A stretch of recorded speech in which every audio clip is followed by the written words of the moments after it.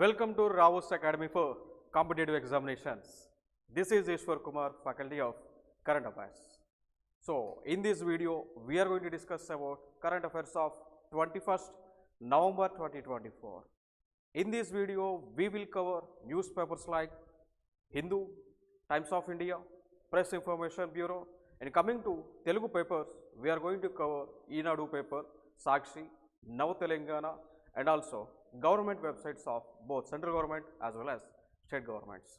That's the thing. So every day we will come with important news, important current affairs which are very essential for competitive examinations to crack exams like UPSC, APPSC, and TGPSC and other exams like RRB, SSC, and various regulatory exams like NABARD, SIDBI, Reserve Bank of India, many more.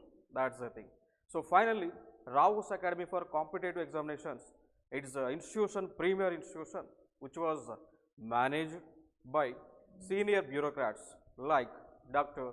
M. Mohan Rao sir, Indian Administrative Service Officer, and Ma'am Aruna Mohan Rao ma'am, Indian Police Service Officer. So these both are guiding the students, they are mentoring the students to get your success.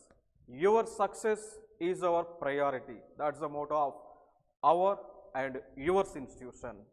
And we have many plans, like we have programs like daily current affairs, test series, complete GS and optional classes for UPSC and other state level examinations.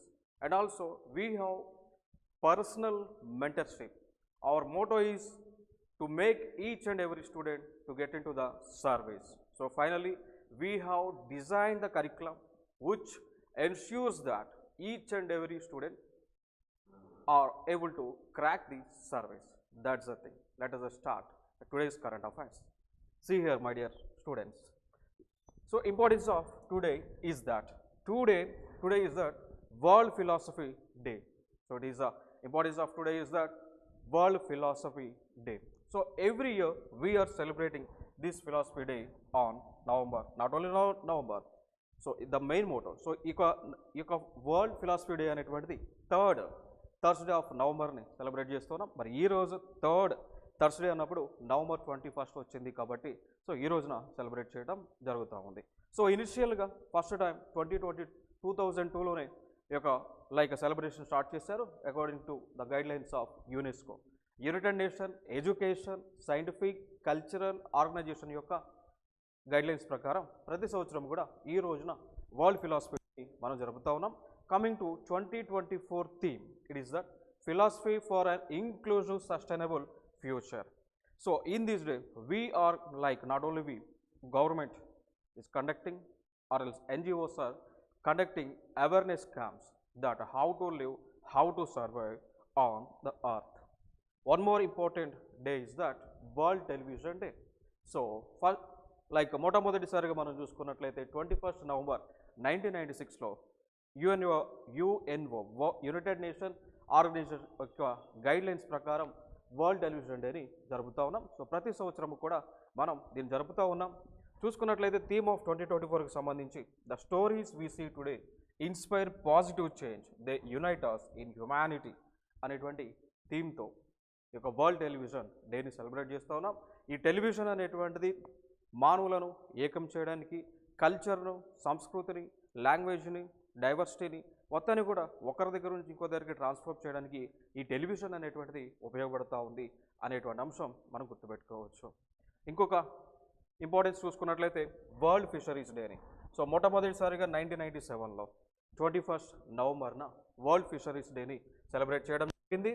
So దానికి గల కారణం ఏంటి అంటే world fisheries forum అనేటువంటిది న్యూఢిల్లీలో జరగడం జరిగింది. So దానిని ఇదే రోజున జరిగినటువంటి సందర్భాన సో వరల్డ్ ఫిషరీస్ డేని మనం ప్రపంచవ్యాప్తంగా కూడా జరుపుతూ ఉన్నాము అండి. సో ఇంకొక అంశం ఈ ఆక్వా సంబంధించి సో ఫిషరీస్ సంబంధించి కేంద్ర ప్రభుత్వం అనేక కార్యక్రమాలను లాంచ్ చేస్తూ ఉన్నారు. దానితో పాటు దాని సందర్భాన భారతదేశము ఫిష్ ప్రొడక్షన్లో థర్డ్ కంట్రీగా ఉంది. సో ఆక్వాకల్చర్ నేషన్లో చూసుకున్నట్లయితే సెకండ్ లార్జెస్ట్ కంట్రీగా మన ఇండియా ఉండటం జరిగింది. ఇంకొక అంశం దాదాపు 30 మిలియన్. సో దాదాపు 30 మిలియన్ పీపుల్ ఇండైరెక్ట్గా కానీ డైరెక్ట్గా కానీ ఈ యొక్క ఆక్వా కల్చర్ పైన డిపెండ్ అవటం జరిగింది అనేటువంటి అంశం మనం గుర్తుపెట్టుకోవాలి. సో దాంతోపాటు ప్రభుత్వం ప్రధానమంత్రి మత్స్య సంపద యోజన అనేటువంటి స్కీములు లాంచ్ చేసి ఎవరైతే మత్స్యకారులు ఉంటారో సో వారికి అనేక సంక్షేమ కార్యక్రమాలను అందిస్తూ ఉన్నారు. దానితో పాటు ఈ మత్స్యకారులు ఉపయోగించేటువంటి బోట్స్ కానీ లైక్ ఎలక్ట్రికల్ బోట్స్ కానీ దాంతోపాటు వారికి కావాల్సినటువంటి ఎలక్ట్రిసిటీ కానీ ఇవన్నీ కూడా సబ్సిడైజ్డ్ ప్రైజెస్తో ప్రభుత్వము అందిస్తూ ఉంది ఈ యొక్క ప్రధానమంత్రి మత్స్య సంపద యోజన అనేటువంటి స్కీమ్ ద్వారా. సో దీని యొక్క థీమ్ ఈ సంవత్సరానికి మనం చూసుకున్నట్లయితే India's blue transformation strengthening small scale and sustainable fisheries అనేటువంటిది మనకు థీమ్గా కనిపిస్తూ ఉంది అనేటువంటి అంశం మనం గుర్తుపెట్టుకుందాం. ఓకేనా. సో దానితో పాటు కేంద్ర ప్రభుత్వం national policy on marine fisheries 2017లో లాంచ్ చేయడం జరిగింది. ఇదొక ముఖ్య ఉద్దేశం. దీని యొక్క ముఖ్య ఉద్దేశం చూసుకున్నట్లయితే ఈ యొక్క national policy on marine fisheries ఎందుకు లాంచ్ చేశారు అంటే లైక్ ఇప్పుడు మనకి చేపలు పట్టేటువంటి కార్యక్రమం ఏదైతే ఉంటుందో సో ఆ సమయంలో ఫర్ ఎగ్జాంపుల్ చేపలు పట్టడానికి మత్స్యకారులు సముద్రంలోకి వెళ్ళారు అనుకోండి. సో వారు కనుక ఒకే ప్లేస్లో ఎక్కువ చేపలను పడితే దానివల్ల నష్టాలు అనేటువంటి సంభవిస్తూ ఉంటాయి. అంటే ఆ ప్రాంతంలో ఉన్నటువంటి చేపలన్నీ కూడా కనుమరిగేటువంటి సిచ్యువేషన్ ఉంటుంది. దానితో పాటు లైక్ కంప్లీట్గా ఒకే టైప్ ఆఫ్ బ్రీడ్ ఫిషెస్ని కనుక వాళ్ళు చేపలు పట్టుకుంటే ఆ బ్రీడ్ అంతరించిపోయేటువంటి సిచ్యువేషన్ ఉందనా. సో ఆ గైడ్లైన్స్ని ఈ యొక్క మత్స్యకారులకు చెప్పడానికి దానికి సంబంధించిన చర్యలను తీసుకోవడానికి కేంద్ర ప్రభుత్వం national policy on marine fisheries అనేటువంటి దాన్ని లాంచ్ చేయడం జరిగింది. ఇదొక ఇంపార్టెంట్ ఇన్ఫర్మేషన్. ఇక్కడ ఇంకొక అంశం మనం చూద్దాం. Delhi government implements work from home policy amid severe pollution. So మనం చూస్తూ ఉన్నాం ప్రతి సంవత్సరము కూడా every year Delhi witnesses huge amount of pollution.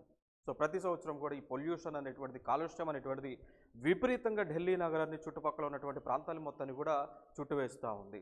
So దానికి సంబంధించిన దానిలో చూసుకుంటే ఇటీవల మనకి ఇక్కడ లైక్ ఢిల్లీ కానీ పరిసరాల ప్రాంతాల రాష్ట్రంలో ఉన్నటువంటి లైక్ హర్యానా కానీ యూపీ లాంటి రాష్ట్రాలలో ఏం చేస్తూ ఉన్నారు, స్కూల్స్ని క్లోజ్ చేస్తూ ఉన్నారు అండి.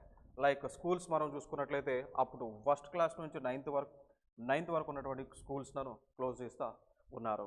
సో వారికి అందరికీ కూడా like work from home nothing but online క్లాసెస్ని ప్రభుత్వము అందిస్తూ ఉన్నది అండి. ఓకే. సో ఇదొక ఇంపార్టెంట్ ఇన్ఫర్మేషన్గా మనం గుర్తుపెట్టుకోవచ్చు. Previous year mains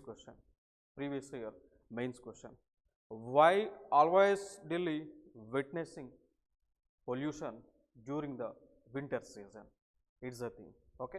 so like for ఎగ్జాంపుల్గా మనం చూసుకున్నట్లయితే ఢిల్లీ అదేవిధంగా ఢిల్లీ పరిసర ప్రాంతాలు సో నేషనల్ క్యాపిటల్ రీజన్ అని పిలుస్తూ ఉంటాం. సో ఎందుకు పొల్యూషన్ వస్తుంది అంటే ప్రధానమైనటువంటి రీజన్స్ మనం చూసుకుంటే like one of the reason is that pollution why pollution due to combustion of fossil fuels. Pollution is due to the combustion of fossil fuels. Whenever we do the combustion of fossil fuels, what will happen? Like harmful gases, pollutant gases will emit out into the atmosphere. What are those gases? Like carbon monoxide, we call it as CO, sulfur dioxide, nitrous oxide, and also some harmful particles like particulate matter 2.5 and also 5 will emits out. So whenever we do the combustion of fossil fuels or else whenever we use the vehicles which run on with the help of petrol or diesel, some other agents, what will happen? They will emit these type of harmful gases into the atmosphere. So this is one of the reason for the pollution in Delhi. And one more reason is that, for example, if you treat it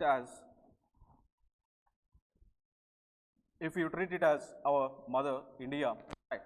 So for example, here Delhi will be there. Around the areas we can find like Haryana, Uttar Pradesh. So around Delhi there are states like UP and Haryana. Okay. So what? Like during the winter season, the farmers which belongs to UP and Haryana, what they are doing? So అక్కడ ఆ ప్రాంతంలో ఉన్నటువంటి పంట ఏదైతే ఉందో పంట పండిన తర్వాత దానికి సంబంధించినటువంటి ఈ యొక్క వ్యర్థాలు ఏవైతున్నాయో వాటిని పొలంలోనే కాల్చివేస్తూ ఉన్నారు అండి. సో యూపీ ప్రాంతం కావచ్చు, హర్యానా కావచ్చు, చుట్టుపక్కల ఉన్నటువంటి రైతులందరూ కూడా ఏం చేస్తూ ఉన్నారు అంటే గోధుమ లైక్ వీట్ పంట పండినా కానీ చెరుకు పండినా కానీ ఆ చెరుకు మొత్తం తీసుకున్న తర్వాత మిగిలిపోయినటువంటి వ్యర్థం ఏదైతే ఉంటుందో సో దానిని ఆ పొలంలోనే తగలబెడతా ఉన్నారు. మరి అట్లా తగలబెట్టడం ద్వారా ఏం జరుగుతూ ఉంది, అది ఆ బూడిదంతా కూడా గాలిలో కలుస్తూ ఉంది. అర్థమైందా? సో చెరుకు కానీ మొక్కజొన్న కానీ ఇవన్నీ కూడా తగలబెట్టడం ద్వారా ఆ బూడిదంతా కూడా గాలిలో కలుస్తూ ఉంది. ఇంకొక అంశం, మరి గాలిలో కలిస్తే ఢిల్లీకి ఎందుకు ఎఫెక్ట్ అవుతుంది అంటే దానికి కూడా ఒక రీజన్ ఉంది. One more reason is that western disturbances. One more reason is that disturbances, western disturbances. So western disturbances అనేటువంటివి ఎక్కడి నుంచి వస్తూ ఉన్నాయి అంటే there is a place called Mediterranean region. So మనకి లైక్ మెడిటేరియన్ అనేటువంటి సీ కానీ మెడిటేరియన్ అనేటువంటి ప్రాంతం ఏదైతే ఉందో మధ్యధరా సముద్రం అని పిలుస్తూ ఉంటామా, సో అక్కడ కొన్ని సందర్భాల్లో సైక్లోన్స్ అనేటువంటివి వింటర్ టైంలో ఏర్పడుతూ ఉంటాయి. లో టెంపరేచర్స్ అనేటువంటివి అక్కడ ఏర్పడుతూ ఉంటాయి. ఆ సందర్భాన అక్కడి నుంచి విండ్స్ అనేటువంటివి మనకి యూపీ కావచ్చు, ఢిల్లీ కావచ్చు, రాజస్థాన్ కావచ్చు, ఈ ప్రాంతాల మీదకి విండ్స్ వస్తూ ఉన్నాయి. సో ఆ విండ్స్ వచ్చేటువంటి క్రమంలో ఏం జరుగుతూ ఉంది అంటే ఎక్కడైతే ఇప్పుడు ఫర్ ఎగ్జాంపుల్ ఈ రాష్ట్రాల్లో ఉన్నటువంటి రైతులు ఎప్పుడైతే ఈ పంటను తగలబెడతారో ఆ పంటలో ఉన్నటువంటి ఏదైతే ఈ బూడిదంతా కూడా గాలిలో ఉండి అక్కడ ఉంటుంది, వెంటనే మనకి మెడిటేరియన్ సీ నుంచి వచ్చేటువంటి ఈ గాలులు ఈ బూడిదని మొత్తాన్ని కలుపుకొని తీసుకొచ్చి ఇండియాకి ఇక్కడ ఢిల్లీకి తీసుకొస్తా ఉన్నాయి. ఇప్పుడు మెడిటేరియన్ ప్రాంతం ఇక్కడ ఉంటుంది అండి. సో ఇక్కడ మనకి విండ్స్ ఇక్కడ నుంచి వింటర్ టైంలో విండ్స్ ఇక్కడ నుంచి బ్లో అయ్యి ఇక్కడ ఆల్రెడీ ఈ హర్యానా కానీ యూపీ కానీ రాష్ట్రాలు ఏవైతున్నాయో వీళ్ళు ఆల్రెడీ కూడా పంటను తగలబెడుతూ ఉంటాయి. ఆ తగలబెట్టిన తర్వాత వచ్చినటువంటి బూడిదంతా కూడా గాల్లోనే ఉంటుంది కాబట్టి సో ఆ బూడిదని ఈ విండ్స్ తీసుకొచ్చి ఢిల్లీ ప్రాంతానికి తీసుకొచ్చేస్తూ ఉన్నాయి. అట్లా ఢిల్లీలో పొల్యూషన్ రావడానికి ఇదొక కారణంగా మనం చెప్పుకోవచ్చు అండి. ఓకేనా? సో దీన్ని రెడ్యూస్ చేయడానికి ప్రభుత్వము వివిధ చర్యలను తీసుకుంటా ఉంది, గతంలో కూడా తీసుకోవడం జరిగింది. So one of the precaution that was taken by Delhi government is that odd and even number. One of the precaution taken by Delhi government is that odd and even number vehicles. Okay, so like for example odd day na odd number ఉన్నటువంటి vehicles మాత్రమే road పైకి రావాలి. Even రోజున even like for example date 4 అనుకోండి. So ఈరోజు 4 కాబట్టి even number కాబట్టి even number కలిగినటువంటి నెంబర్ ప్లేట్స్ ఉన్నటువంటి వెహికల్స్ మాత్రమే రోడ్లపైకి రావాలి. సో ఈ కాన్సెప్ట్ని గతంలో ఢిల్లీ ప్రభుత్వం అమలు చేయడం జరిగింది. So it is one of the precaution taken by government of Delhi to reduce pollution in Delhi. So that's the important information you and we need to remember. And one more thing, how does PM Vidyalakshmi differ from other schemes అండి. So ప్రధానమంత్రి Vidyalakshmi scheme అనేటువంటిది సంబంధించి న్యూస్లో ఉంది. So దాని గురించి కొన్ని అంశాలను మనం ఇక్కడ డిస్కస్ చేద్దాం. Why? Because here schemes are very important. So schemes నుంచి we are getting many questions in prelims as well as mains examinations. So that's why we need to refer some guidelines which comes under PM Vidyalakshmi scheme.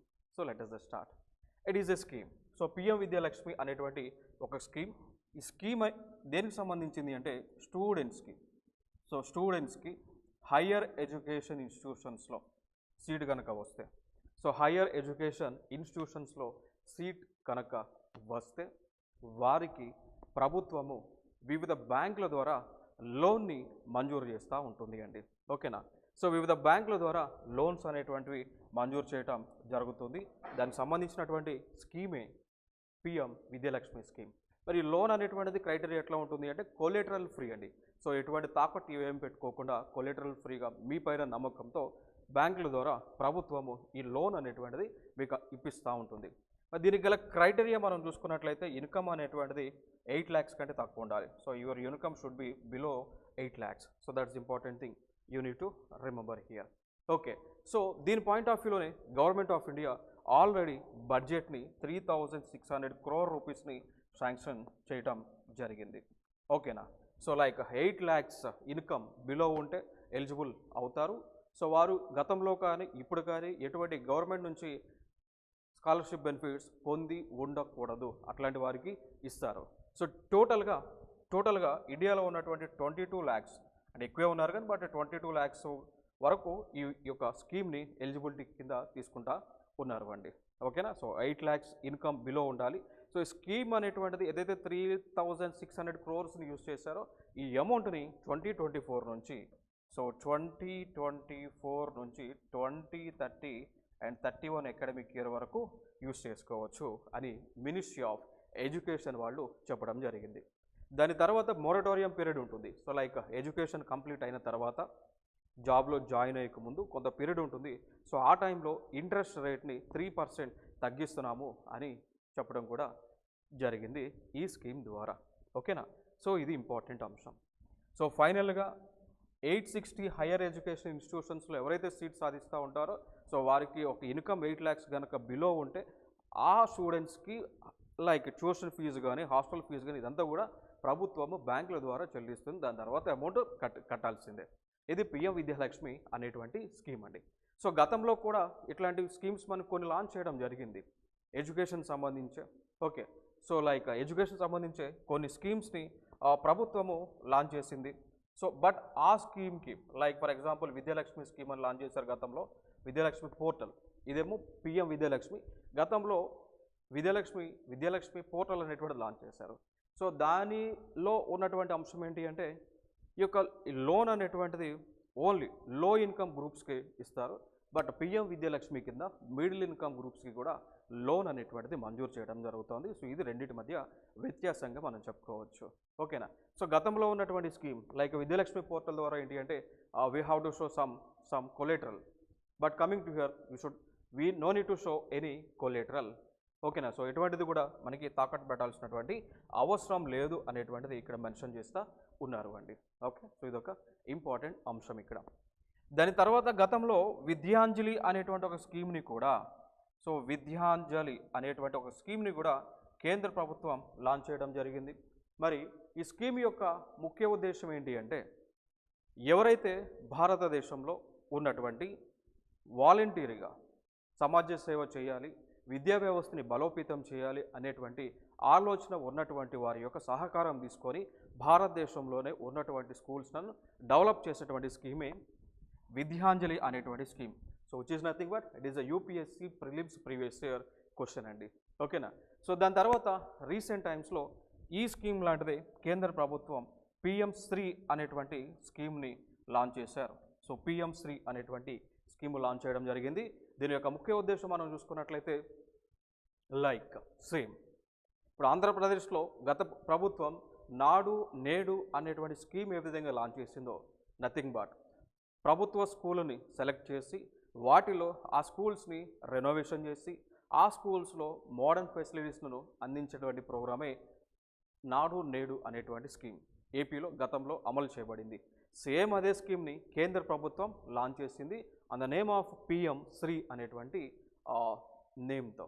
So like renovation of the already established schools which was run by government of India as well as state governments.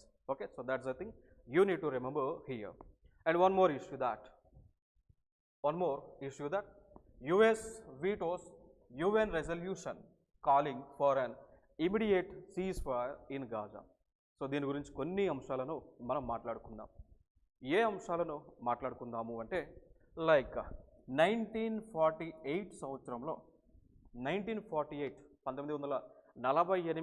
సంవత్సరం నుంచి కూడా ఈ పాలస్తీనా అదేవిధంగా Israel అనేటువంటి ప్రాంతాల మధ్య war అనేటువంటిది జరుగుతూ ఉంది. ఇప్పుడు మీరు చూడవచ్చు ఈ ప్రాంతం అంతా కూడా ఇజ్రాయెల్, దానిలో కొన్ని డాట్స్గా కనిపిస్తున్నటువంటి ప్లేసెస్ ఇవన్నీ కూడా ప్రస్తుతం పాలస్తీనా నథింగ్ బట్ అరబ్స్ యొక్క కంట్రోల్లో ఉన్నటువంటి ప్రాంతాలు. సో 1948లో మెజారిటీ ఏరియా అంతా కూడా అరబ్స్ నథింగ్ బట్ పాలస్తీన్ల కంట్రోల్లో ఉండేది అండి 1948.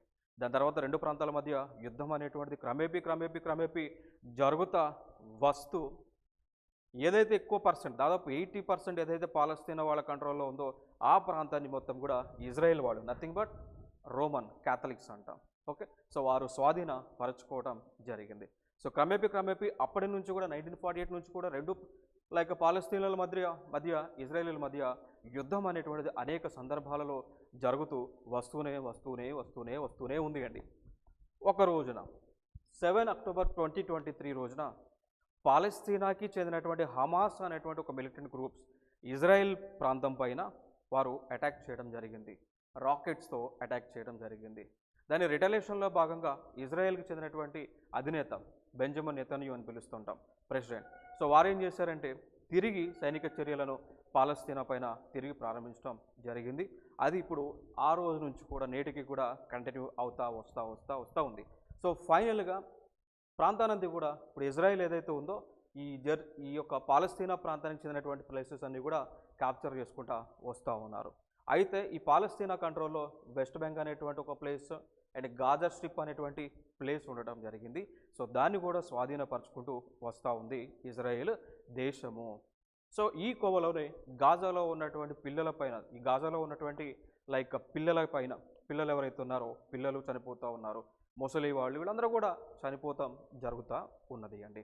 సో ఈ కోవలోనే ఈ పాలస్తీనా నథింగ్ బట్ ఈ గాజా స్ట్రిప్లో ఏదైతే జరుగుతూ ఉందో దానికి వ్యతిరేకంగా ఈ పాలస్తీనా కానీ హమాస్ కానీ యునైటెడ్ నేషన్స్ని అప్రోచ్ అయ్యారు. సో యునైటెడ్ నేషన్స్లో వన్ ఆఫ్ ద ఆర్గన్ అయినటువంటి యుఎన్ఎస్సి అంటాం, యునైటెడ్ నేషన్స్ సెక్యూరిటీ కౌన్సిల్ అంటాం. వాళ్ళు ఏం జడ్జిమెంట్ ఇచ్చారు అంటే తక్షణము ఇజ్రాయెల్ దేశం ఏదైతే చేస్తూ ఉందో గాజాలో దాని వెంటనే తక్షణం ఆపివేయండి అని ఆర్డర్స్ ఇవ్వటం జరిగింది అండి. అర్థమైందా? సో దాన్నే ఇక్కడ US vetoes UN resolution calling for an immediate ceasefire in Gaza ఇస్తే వాడిని రెజల్యూషన్ పాస్ చేయడానికి ట్రై చేస్తే యుఎన్ఎస్సిలో ఉన్నటువంటి దేశాలు రెజల్యూషన్ని పాస్ చేయడానికి ట్రై చేస్తే ఆల్రెడీ మెంబర్గా ఉన్నటువంటి యునైటెడ్ స్టేట్స్ ఆఫ్ అమెరికా దాన్ని అపోజ్ చేసింది. అంటే ఏంటి, ఇజ్రాయెల్ చేసే సైనిక చర్య కంటిన్యూ అవుతూనే ఉంటుంది, ఎంతమంది అయినా చనిపోని అని చెప్పేసి దాన్ని ఏం చేస్తూ ఉన్నారు, ఆపటం జరిగింది, అంటే వీటో చేశారు. So United States of America veto పవర్ను ఉపయోగించి ఏదైతే resolution ceasefire in Gaza resolution pass చేయాలని ఆలోచన చేస్తారో దాన్ని ఆపడం జరిగింది. ఇదొక అంశంగా మనం గుర్తుపెట్టుకోవాలి. అయితే మరి United States of America no అని చెప్పంలోనే మరి రెజల్యూషన్ని ఆపాలా అంటే ఆపాలి అండి. So according to United Nations UN security కౌన్సిల్లో ఉన్నటువంటి గైడ్లైన్స్ ప్రకారం ఏంటి అంటే దీనిలో టోటల్గా 5 కంట్రీస్ ఉంటాయండి.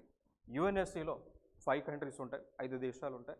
ఈ 5 దేశాలలో ఏ దేశము అయినా కానీ మిగిలినటువంటి కంట్రీస్ పాస్ చేసేటువంటి రెజల్యూషన్ని నో అని చెప్తే ఆ రెజల్యూషన్ని అక్కడే తిరస్కరించాలి, డ్రాప్ చేయాల్సి ఉంటుంది ఈ యొక్క యుఎన్ఎస్సి యొక్క గైడ్లైన్స్ ప్రకారము అండి.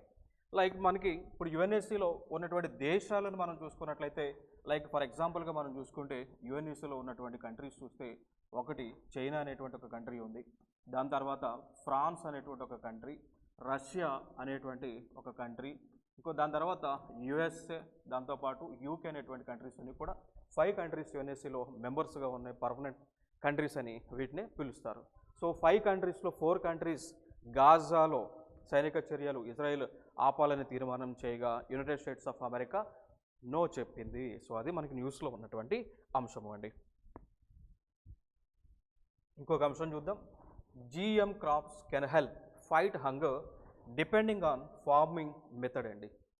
సో సింపుల్గా మనకి హిందూ పేపర్లో కనిపిస్తున్నటువంటి అంశం ఏంటి అంటే ఏమన్నారు, genetically modified crops can help fight hunger depending on farming method అండి. సో సింపుల్గా జెనెటికల్లీ మోడిఫైడ్ అనేటువంటి పంటలు ఏవైతే ఉన్నాయో అవి ప్రపంచ దేశాల్లో ఉన్నటువంటి ఆకలిని తగ్గించగలవు అని చెప్తా ఉన్నారు. ఇప్పుడు జనరల్గా మనం చెప్దాం, ఇప్పుడు ప్రపంచంలో జనాభా అనేటువంటిది గణనీయంగా పెరుగుతూ వస్తుంది. ఆల్మోస్ట్ ఇప్పుడు వరల్డ్లో పాపులేషన్ 8 బిలియన్ క్రాస్ అవడం జరిగింది, 800 కోట్ల జనాభా క్రాస్ అవడం జరిగింది. ఈవెన్ మన ఇండియాలో చూస్తే ఇండియా యొక్క పాపులేషన్ 142 crores ఉంది. ఇటీవల చైనాని మనం క్రాస్ చేసి ప్రపంచంలోనే అత్యధిక జనాభా కలిగినటువంటి దేశం యొక్క ర్యాంకులో మనం ఫస్ట్ ప్లేస్లో ఉండటం జరిగింది. ఓకేనా? సో పాపులేషన్ అనేటువంటిది గణనీయంగా పెరుగుతూ ఉంది. అదేవిధంగా ఈ పాపులేషన్ కావాల్సినటువంటి ఫుడ్ యొక్క నీడ్ కూడా, ఆహారం కూడా పెంచాల్సినటువంటి నీడ్ అయితే ఉంది. మరి ఆహారాన్ని ఉత్పత్తిని పెంచాలంటే ఏం కావాలా, వ్యవసాయం చేయాలా. మరి వ్యవసాయం చేయాలి, వ్యవసాయం యొక్క ల్యాండ్ని పెంచాలంటే ఏం చేయాలా, ఉన్నటువంటి అడవులను నరకాల. బట్ ఉన్నటువంటి అడవులను మనం నరికేయమనుకోండి, ఆల్రెడీ ఎకోసిస్టమే డ్యామేజ్ అయ్యి ఉంది, ఎకోసిస్టమే డ్యామేజ్ అవుతూ ఉంది. క్లైమేట్ చేంజ్ ఫినామినా వల్ల పర్యావరణం అంతా కూడా నశించిపోతూ ఉంది. మరి అట్లాంటి టైంలో ఉన్నటువంటి అడవులను నరికి వ్యవసాయం చేస్తే అది లాభమా నష్టమా భూమికి, అదొక ఆలోచన చేయాల్సినటువంటి అంశం అండి. అయితే దానికి ఆల్టర్నేటివ్గా ఇంకొక సజెస్ట్ చేస్తూ ఉన్నారు ఏంటి అంటే ఈ యొక్క ఏదైతే అగ్రికల్చర్కి సంబంధించినటువంటి ఉత్పత్తి ఏవైతే ఉంటుందో, సో వ్యవసాయానికి సంబంధించినటువంటి ప్రొడక్టివిటీ ఏవైతే ఉందో దాన్ని గణనీయంగా పెంచవచ్చు. పెంచితే దాని వలన కొంత మనం ఈ ఆకలి ఫుడ్ ఏదైతే ఉందో, ఫుడ్ నీడ్ ఏదైతే ఉందో దాన్ని మనం అడ్రస్ చేయవచ్చు అని చెప్తా ఉన్నారు. సో అది న్యూస్లో అన్నట్టు. సో మరి ఈ యొక్క అగ్రికల్చర్ ప్రొడక్టివిటీని పెంచడానికి వన్ ఆఫ్ ద ప్రాసెస్ మనం ఆల్రెడీ చూసి ఉన్నాం. Like related to green revolution, హరిత విప్లవానికి సంబంధించి ఆల్రెడీ మనం చూసి ఉన్నాం. దీని ద్వారా ఆహార ఉత్పత్తిని గణనీయంగా పెంచారు. బట్ అయినప్పటికీ కూడా ఈ జనాభా పెరుగుదల అనేటువంటిది ఎక్స్పోనెన్షియల్గా ఉండటం వలన ఇంకా ఫుడ్ అనేటువంటిది అవసరం పడుతూ ఉంది. ఆ సందర్భాన ఆల్రెడీ ఉన్నటువంటి ఫుడ్ ప్రొడ్యూస్ని ఇంకా ఎక్కువ పర్సంటేజ్కి తీసుకెళ్లాల్సినటువంటి నీడ్ అయితే ఉంది. సో దానికి సంబంధించి ఎట్లా తీసుకెళ్లాలంటే ఆ ఫుడ్ క్రాప్స్ ఏవైతే ఉన్నాయో దానిలో ఉన్నటువంటి జెనెటికల్ మోడిఫికేషన్ చేస్తే దాన్ని అడ్రస్ చేయొచ్చు అని ఈ యొక్క ఆర్టికల్ ద్వారా మనకి తెలియవస్తూ ఉంది. లైక్ మనం చూసి ఉన్నాం ఇక్కడ జెనెటికల్లీ మోడిఫైడ్ క్రాప్స్ అంటే ఇక్కడ ఏం చేస్తారు అంటే ఇప్పుడు ఆల్రెడీ లైక్ ఫర్ ఎగ్జాంపుల్గా మనం తీసుకుంటే బ్రింజాలు తీసుకున్నాం అనుకోండి, వంకాయల యొక్క ఉత్పత్తి పెంచాలనుకోండి. ఇక్కడ ఏం చేస్తూ ఉన్నారు, ఇప్పుడు జనరల్గా దానికంటే ముందు మన పంట ఎందుకు నష్టపోతూ ఉన్నాం, పంట పండిస్తున్నాము ఎందుకు నష్టపోతూ ఉన్నాం, వాటికి లైక్ వివిధ రకాల తెగులు రావటం వలన, పురుగులు పట్టడం వలన, ఇన్సెక్ట్స్ వలన పండినటువంటి పంట మనం నష్టపోతూ ఉన్నాం. వాటి వల్లనే పంట యొక్క దిగుబడి అనేటువంటిది తగ్గుతూ ఉంది.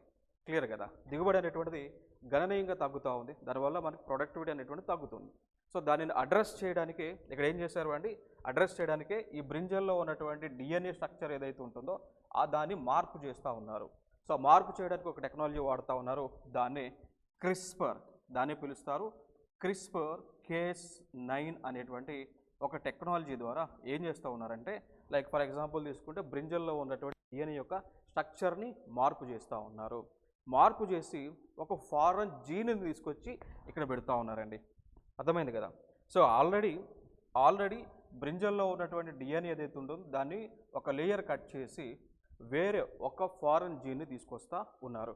ఆ ఫారెన్ జీనే మనం పిలుస్తాము బ్యాక్టీరియం బ్యాసిల్లస్ తురింగిసిస్ అంటాం. బ్యాక్టీరియం బ్యాసిల్లస్ తురింగిసిస్ అనేటువంటి ఒక ఫారెన్ జీని తీసుకొచ్చి ఈ బ్రింజల్లో ఇక్కడ ఇన్సర్ట్ చేస్తూ ఉన్నారు. దేని ద్వారా, క్రిస్పర్ Cas9 అనేటువంటి ఒక టెక్నాలజీ ద్వారా. సో ఫైనల్గా ఈ విధంగా రీప్లేస్ చేయడం వల్ల కలిగేటువంటి బెనిఫిట్స్ ఏంటి అంటే ఈ బ్రింజల్ అనేటువంటిది భవిష్యత్తులో వచ్చేటువంటి ఎటువంటి ఇన్సెక్ట్స్ అటాక్స్ వచ్చినా కానీ తట్టుకుంటుంది. లైక్ పురుగులు వచ్చినా, వ్యాధులు వచ్చినా, ఏమొచ్చినా కానీ తట్టుకొని నిలబడి యొక్క అగ్రికల్చర్ ప్రొడక్టివిటీని పెంచుతుంది. సో అది ఇక్కడ మనకి తెలుసుకోవాల్సినటువంటి అంశము అండి. ఓకేనా. సో అయితే మరి మన భారతదేశంలో ఇప్పటి వరకు ఏమైనా మరి ఈ యొక్క జెనెటికల్లీ మోడిఫైడ్ క్రాప్స్కి ఆమోదం తెలిపారా అంటే తెలిపారు. సో ప్రస్తుతానికి అయితే బీటీ కాటన్కి మాత్రమే ఆమోదం తెలపడం జరిగింది. సో ఎవరు ఆమోదం తెలిపారు అంటే GEAC అనేటువంటి ఒక సంస్థ ఉంటుంది అండి. We call it as GEAC. Okay. So like ministry of environment, forest and climate change మంత్రిత్వ శాఖ పరిధిలో జెనెటికల్లీ ఇంజనీరింగ్ అప్రైజల్ కమిటీ అనేటువంటి ఒక సంస్థ ఉంటుంది. సో వాళ్ళు పర్మిషన్ ఇస్తూ ఉంటారు. అట్లా బీటీ కాటన్ని మనకి కమర్షియల్గా భారతదేశంలో ఉత్పత్తి చేసుకోవచ్చు, పండించుకోవచ్చు అని పర్మిషన్ ఇచ్చారు. దాని తర్వాత ఇటీవల ఇదే GEAC వాళ్ళు 2022లో మస్టర్డ్ అనేటువంటి ఒక పంట అంటాం, ఆవాలు అంటాం కదా. సో ఆవాల్ని కూడా లైక్ బీటీ మస్టర్డ్ని కూడా భారతదేశంలో సాగు చేసుకోవచ్చు అని పర్మిషన్ ఇస్తే ఫైనల్గా 2024లో జూలైన సుప్రీంకోర్ట్ ఆఫ్ ఇండియా ఆ పర్మిషన్ని క్యాన్సిల్ చేయటం జరిగింది అండి. ఓకే. సో ఇది మనకి న్యూస్లో ఉన్నటువంటి అంశాలుగా మనం చెప్పుకోవచ్చు. సో GM క్రాప్స్ వల్ల బెనిఫిట్స్ మనం చూసుకుంటే what are the benefits related to GM crops? Like benefits are like we can increase the agriculture productivity. So whenever we increase the agriculture productivity, it leads to the reduction of the hunger levels in the people. Okay now. So whenever increases agriculture productivity, it increases exports. As a result of that, GDP will increase. Okay. So ఇవన్నీ కూడా benefits మనం చెప్పుకోవచ్చు. దీనివల్ల GM crops వలన మనకి disadvantages కూడా ఉన్నాయి, నష్టాలు కూడా ఉన్నాయి. ఆ నష్టాలు ఏమున్నాయి అంటే ఫర్ ఎగ్జాంపుల్ ఇక్కడ మనకి ఏం చేస్తూ ఉన్నాము, న్యాచురల్గా ఉన్నటువంటి డిఎన్ఏ స్ట్రక్చర్ ఏదైతే ఉందో దాన్ని మార్పు చేస్తూ ఉన్నాము. So like BT, so so bacteria bacillus thuringiensis అనేటువంటి దానితో ఆ యొక్క లైక్ నేచురల్గా ఉన్నటువంటి జీన్స్ని మనం మార్పు చేస్తూ ఉన్నాం. ఒకవేళ ఫర్ ఎగ్జాంపుల్ మనం తిన్నాము అనుకోండి, మన బాడీలో కూడా న్యాచురల్గా ఉన్నటువంటి జీన్స్ ఉంటుందా, డిఎన్ఏ స్ట్రక్చర్ ఉంటుందా? ఒకవేళ ఇట్లా మార్పు చేసినటువంటి ఫుడ్ తిన్నప్పుడు మన బాడీలో కూడా జీన్స్ మారిపోతే పరిస్థితి ఏంటి? మానవాళికే పెనుముప్పుగా సంభవించేటువంటి ఆస్కారం కూడా ఉంది. సో ఇది డిసడ్వాంటేజెస్గా మనం చెప్పుకోవచ్చు అండి. ఓకే, నెక్స్ట్ ఇంకొక అంశాన్ని మనం చూద్దాం. ఇక్కడ తామోర్ పింగ్లా టైగర్ రిజర్వ్ న్యూస్లో ఉంది అండి. సో తామోర్ పింగ్లా టైగర్ రిజర్వ్ న్యూస్లో ఉంది. దీని గురించి మనం గుర్తుపెట్టుకోవాలి. సో అంటే లైక్ రిలేటెడ్ టు క్వశ్చన్స్ ఎట్లా వస్తూ ఉన్నాయంటే, లైక్ ఇటీవల వార్తల్లో నిలిచినటువంటి తామోర్ పింగ్లా టైగర్ రిజర్వ్ ఏ రాష్ట్రంలో ఉంది అని అడుగుతూ ఉన్నారు. ఈవెన్ యూపీఎస్సీ కావచ్చు, టీజీపీఎస్సీ కావచ్చు, ఏబిపిఎస్సీ కావచ్చు అండ్ అదర్ ఎగ్జామినేషన్స్ కావచ్చు, ఈ విధంగానే క్వశ్చన్స్ని అడుగుతూ ఉన్నారు. సో లైక్ మరి ఆన్సర్ వచ్చేసి ఛత్తీస్గఢ్. ఓకేనా? సో ఛత్తీస్గఢ్ రాష్ట్రంలో గురు ఘాసీదాస్ తామోర్ పింగ్లా టైగర్ రిజర్వ్ ఉంటుంది. సో దీనిని ministry of environment, forest and climate change అనేటువంటి వారు టైగర్ రిజర్వ్గా, ఓకేనా, సో పులుల సంరక్షణ కేంద్రంగా గుర్తించడం జరిగింది. సో దీంతో భారతదేశంలో 56 టైగర్ రిజర్వ్స్ ఉండడం జరిగింది. So how many tiger reserves we have in India? We have 56 tiger reserves. That's the thing you have to remember here. So ప్రీవియస్గా 55 అవుతుంది, ఇప్పుడు 56th మనకి రావడం జరిగింది. డెసిగ్నేట్ చేసే అధికారం కలిగింది ministry of environment, forest and climate change వారు. అదొక ఇంపార్టెంట్ అంశం. దీని కోవలోనే మనం ఒక అంశాన్ని మనం తెలుసుకోవాలి అండి. భారతదేశము ఉన్నటువంటి ప్రభుత్వం ఒక చట్టాన్ని తీసుకొచ్చారు. We call it as wild life protection act. వన్యప్రాణుల సంరక్షణ చట్టాన్ని తీసుకొచ్చారు. It was brought in the year 1972. Even year is also important. So wild life protection act which was brought in the year 1972. So what is the main objective of this act? To protect, to conserve the animals which were in India. ఓకేనా? So animals మొత్తానికి కూడా ఏవైతే అంతరించిపోయేటువంటి situation ఉందో, ఏదైతే భారతదేశంలో వివిధ జంతువులు ఉన్నాయో వాటి మొత్తాన్ని కూడా సంరక్షించేటువంటి బాధ్యతలను ఈ చట్టం ద్వారా తీసుకొచ్చారు అండి. దీని పాయింట్ ఆఫ్ వ్యూలోనే దీని తర్వాత ఈ చట్టము ద్వారా ఒక ప్రాజెక్ట్ తీసుకొచ్చారు. ఏ ప్రాజెక్ట్ అంటే పులులను సంరక్షించేటువంటి బాధ్యత. దాన్ని మనం పిలుస్తాము, we call it as project tiger. So when it was brought on 1st April of 1973. Right. So the main objective of Project Tiger is to protect the animals, to protect the tigers, and also to increase its population. That's the main ambition of this project. So under this project, finally, Government of India is able to increase the population. So according to the Tiger Census 2022 report, as of now, tiger population is, what is it? 3682. So that's important thing you have to know here. So భారతదేశం ప్రపంచంలోనే ఎక్కువ పులులు కలిగినటువంటి దేశం భారతదేశం అనేటువంటి అంశాన్ని మనం గుర్తుపెట్టుకోండి.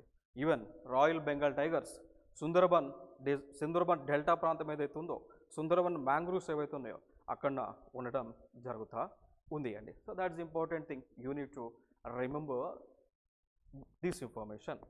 ఓకే, నెక్స్ట్ ఇంకొక ఇన్ఫర్మేషన్ చూద్దాం. GSAT-N2 ఉపగ్రహం ప్రయోగించింది భారతదేశం. Okay, right. So GSAT and N2, so it was launched by Government of India, means nothing but ISRO. So Indian Space Research Organization had launched it. ఎక్కడ? ఇండియాలోనా? సతీష్ ధావన్ స్పేస్ సెంటర్లోనా? తుంబాలోనా? ఎక్కడ? కులశేఖరి పట్టణంలోనా? కాదండి. ఎక్కడ అంటే United States of అమెరికాలో దీన్ని launch చేయడం జరిగింది. ఎవరికి సంబంధించింది? లైక్ స్పేస్ ఎక్స్కి సంబంధించిన దానిలో.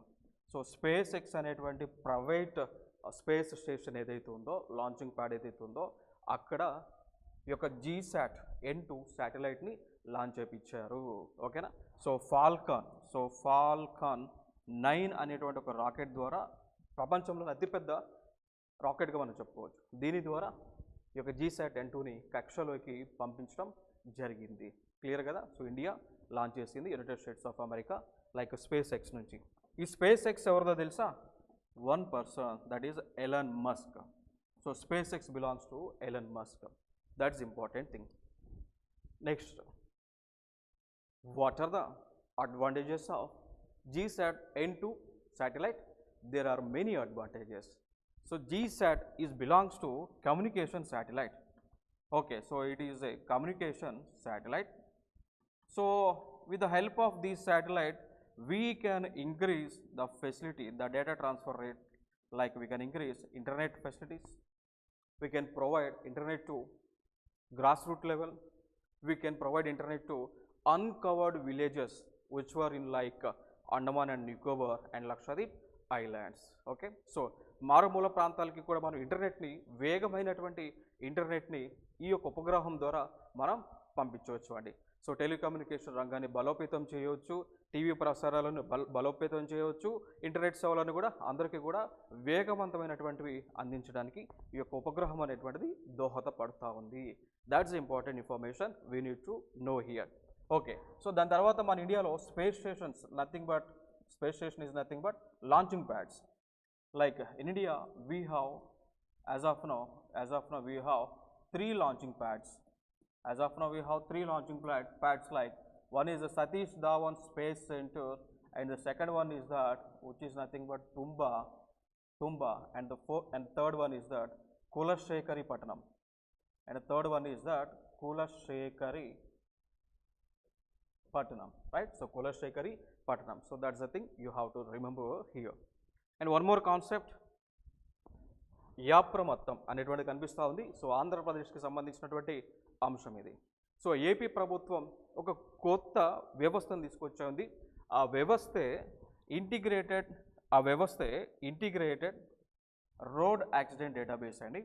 సో ఫైనల్గా ఈ యొక్క యాప్ అయితే తీసుకొచ్చింది. ఈ యాప్ ద్వారా ఏం చేస్తూ ఉన్నారు అంటే, ఎక్కడైతే తరచుగా ఆంధ్రప్రదేశ్లో రోడ్ యాక్సిడెంట్ జరుగుతాయో అటువంటి ప్లేసెస్ను పోలీస్ వారు, ఆర్టీఓ వాళ్ళు గుర్తించి ఆ ప్లేసెస్ను ఈ యాప్లోకి అప్లోడ్ చేయాలి. చేయడం ద్వారా కలిగే బెనిఫిట్స్ ఏంటి అంటే, ఆ ప్లేస్ని యాక్సిడెంట్ ప్రోన్గా డిక్లేర్ చేయడం జరుగుతుంది. సో తరచుగా యాక్సిడెంట్ జరుగుతూ ఉన్నాయి కాబట్టి తగు చర్యలను తీసుకునేటువంటి కార్యక్రమాన్ని చేస్తారు, యాక్సిడెంట్స్ని తగ్గించేటువంటి కార్యక్రమాన్ని కూడా చేస్తారు అండి. ఓకే, సో ఇదొక ఇంపార్టెంట్ అంశంగా మనం గుర్తుపెట్టుకోవాలి.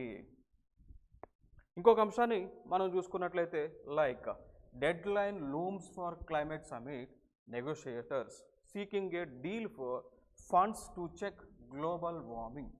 సో ఫైనల్గా ఫండ్స్ అడుగుతూ ఉన్నారు.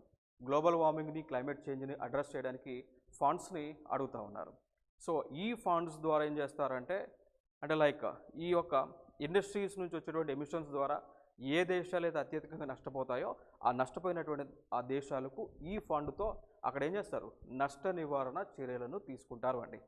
ఓకేనా. సో ఎక్కడ ఈ ఫండ్స్ కావాలని అడుగుతూ ఉన్నారు అంటే, లైక్ ఇప్పుడు మనకి ఇటీవల కాన్ఫరెన్స్ ఆఫ్ పార్టీస్ 29 అనేటువంటిది జరుగుతూ ఉంది కదా, లైక్ బాకు అనేటువంటి ప్లేస్లో, అజర్బైజాన్ అనేటువంటి ఒక దేశంలో బాకు అనేటువంటి నగరం ఉంటుంది.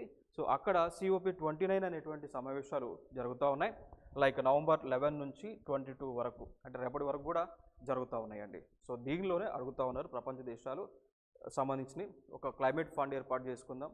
సో ఏ దేశాలు అయితే ఎక్కువ పర్యావరణాన్ని పాడు చేస్తాయో, ఎక్కువ ఎమిషన్స్ని విడుదల చేస్తాయో ఆ దేశాలు పెనాల్టీ రూపంలో ఫండ్కి అమౌంట్ ఇస్తే, ఆ అమౌంట్ని ఏ దేశాలు అయితే ఎమిషన్స్ని తక్కువగా రిలీజ్ చేసి నష్టపోతూ ఉంటాయో ఆ దేశాలకు, అంటే లైక్ ఎమిషన్స్ని తక్కువ మొత్తంలో విడుదల చేయటము, దాంతోపాటు నష్టపోతున్నటువంటి దేశాలు ఉంటాయో ఆ దేశాలకు ఈ ఫండ్ అనేటువంటిది ఉపయోగిస్తాము అని చెప్తా ఉన్నారు అండి. ఓకేనా. సో ఇది ఇక్కడ ఇంపార్టెంట్ అంశంగా మనం మాట్లాడుకోవచ్చు. ఇంకొక అంశాన్ని మనం చూసుకున్నట్లయితే, ఇక్కడ United Arab Emirates launches energy efficiency alliance at COP29 to combat climate change అండి. సో పర్యావరణాన్ని రక్షించడానికి యునైటెడ్ అరబ్ ఎమిరేట్స్ వారు ఏం చేశారు అంటే, ఎనర్జీ ఎఫిషియన్సీ అలయన్స్ అనేటువంటి దాన్ని ఏర్పాటు చేయడం జరిగింది. సో దీని ద్వారా ప్రపంచ దేశాల్లో ఉన్నటువంటి లైక్ పర్యావరణానికి జరుగుతున్నటువంటి హానిని తగ్గించే ఉద్దేశంతో ఈ కూటమిని ఏర్పాటు చేసుకోవడం జరిగింది. ఓకే, సో ఇంకొక అంశం మనం చూసుకున్నట్లయితే, like India and China agree to work on rebuilding mutual trust. So India అదేవిధంగా చైనా రెండు దేశాలు కలిసి ఇటీవల కూడా కొన్ని అంశాలపైన అగ్రిమెంట్స్ చేసుకున్నాయి. లైక్ ఫర్ ఎగ్జాంపుల్గా మనం తీసుకున్నట్లయితే like like line of actual control యొక్క దీనికి సంబంధించి డిసెంగేజ్మెంట్ అంటాం. సో బోర్డర్ డిసెంగేజ్మెంట్ సంబంధించి అగ్రిమెంట్స్ చేసుకున్నారు. దాని తర్వాత వీసాకి సంబంధించినటువంటి డిస్ప్యూట్స్ ఏవైతే రెండు దేశాల మధ్య ఉన్నాయో దానిపైన అగ్రిమెంట్స్ చేసుకున్నారు. దాని తర్వాత లైక్ ఎయిర్ ట్రావెల్కి సంబంధించినటువంటి డిస్ప్యూట్స్ ఏవైతే ఉన్నాయో వాటికి సంబంధించి కూడా రెండు దేశాలు సాల్వ్ చేసుకున్నాయి. ఇప్పుడు ఏమంటున్నారండి, రెండు దేశాలు కూడా కలిసి వర్క్ చేయడము లైక్ దానికి సంబంధించినటువంటి అగ్రిమెంట్స్ని చేసుకోవడం జరిగింది అండి. సో ఇది మనకి న్యూస్లో ఉన్నటువంటి అంశాలు. ఇంకొక అంశం మనం చూద్దాం. Prime minister proposes 7 key pillars to strengthen ties between India. ఓకేనా. So India and CARICOM. So CARICOM అనేటువంటిది ఒక కూటమి. ఈ కూటమి ఏంటి అంటే కరేబియన్ ప్రాంతంలో, ఫర్ ఎగ్జాంపుల్గా నేను చూపిస్తాను మీకు ఇవన్నీ కూడా అండి. సో కరేబియన్ ఐలాండ్స్ ఏవైతే ఉన్నాయో, దీవులు ఏవైతే ఉన్నాయో, ఈ దీవుల్లో ఉన్నటువంటి 15 దేశాలు కలిసి ఒక కూటమిగా ఏర్పాటు చేసుకునే ఆ కూటమినే క్యారీకామ్ అని పిలుస్తారండి. నథింగ్ బట్ కరేబియన్ కమ్యూనిటీగా పిలుస్తూ ఉంటారు. సో టోటల్గా 15 కంట్రీస్ అయితే ఉన్నాయి. లైక్ మనం చూసుకుంటే లైక్ బెలీజ్ అని, జమైకా అని, హైతీ అని, ఇట్లా ఈ దేశాలన్నీ కూడా ఉండడం జరిగింది. సో ఇటీవల మన నరేంద్ర మోడీ గారు పిఎం గారు గయానా అనేటువంటి దేశానికి వెళ్ళారా. సో గయానా అనేటువంటి దేశము కూడా లైక్ కరేబియన్ ఐలాండ్స్లో పార్టే కదా. కరేబియన్ ఐలాండ్స్లో ఈ గయానా అనేటువంటి దేశం కూడా పార్టే కదా. సో వెళ్ళినప్పుడు ఆయన ఏం చేశారంటే ఒక 7 పిల్లర్స్ని ప్రపోజ్ చేశారు. ఆ 7 పిల్లర్స్ ఏంటి అంటే లైక్ ఫర్ ఎగ్జాంపుల్గా తీసుకుంటే కెపాసిటీ బిల్డింగ్ అని, ఓకేనా. సో లైక్ సామర్థ్యాన్ని పెంచడము, అగ్రికల్చర్ అండ్ ఫుడ్ సెక్యూరిటీకి సంబంధించి, వ్యవసాయము, అదేవిధంగా ఆహార భద్రతకు సంబంధించి, రెన్యూబుల్ ఎనర్జీ అండ్ క్లైమేట్ చేంజ్కి సంబంధించి, ఓకేనా. సో లైక్ వాతావరణ మార్పు, పర్యావరణ రక్షణకు సంబంధించి, ఇన్నోవేషన్, టెక్నాలజీ, ట్రేడ్కి సంబంధించి, క్రికెట్ అండ్ కల్చర్ అండి. సో లైక్ క్రీడలకు సంబంధించి, సంస్కృతికి సంబంధించి, అండ్ ఓషన్ ఎకానమీకి సంబంధించండి, ఓకేనా. సో దాని తర్వాత ఓషన్ ఎకానమీకి సంబంధించి ఈ యొక్క, దాని తర్వాత medical and health care. So 7వ పాయింట్ వచ్చేసి మెడికల్ అండ్ హెల్త్ కేర్కి సంబంధించి టోటల్గా 7 పిల్లర్స్ ఇవి.